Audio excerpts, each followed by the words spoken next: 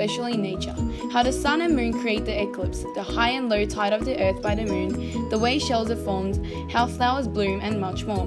Today we will be focusing on how graphing and patterns create spider webs, the importance of hexagon in honeycombs, the symmetry and geometry of the snowflakes.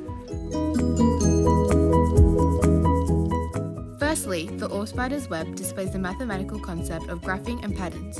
The two main parts used by an orb spider are the logarithmic spiral and the arithmetic spiral.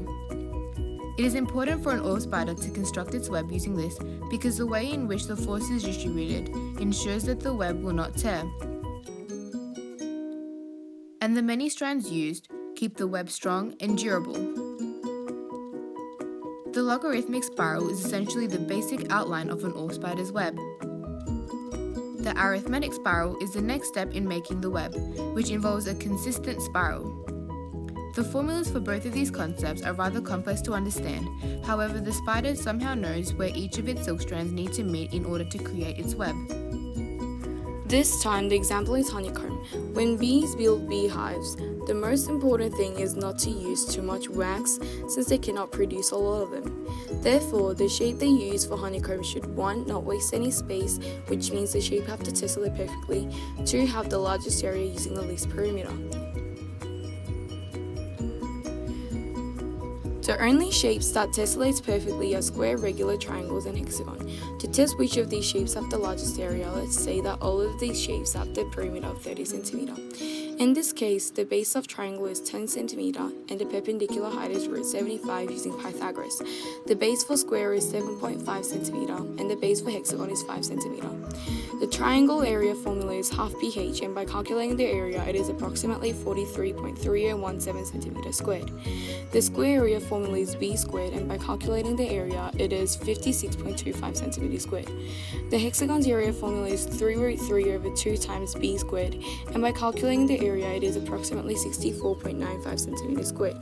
This proves that the hexagon is the most efficient shape for the bees to build their beehives, since they don't have to waste any space and they can use the least amount of wax to build cells with largest area.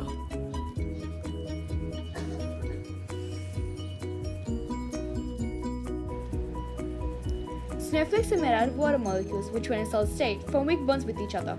The differentiation between snowflakes occurs because each snowflake is a separate crystal that is subject to change with the specific atmospheric conditions under which it is formed.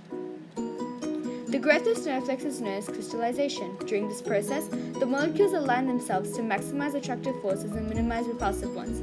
As a result, the water molecules arrange themselves in predetermined spaces in a specific arrangement, causing the gaps we see.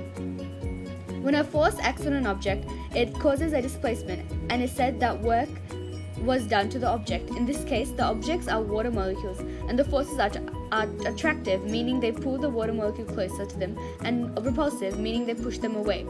The formula for work is equal to force times displacement or object times angle between the force and displacement. Symmetry is used in snowflakes because it allows the water molecules to reflect its internal order, and is the only way they can be aligned as smoothly and as efficiently as possible.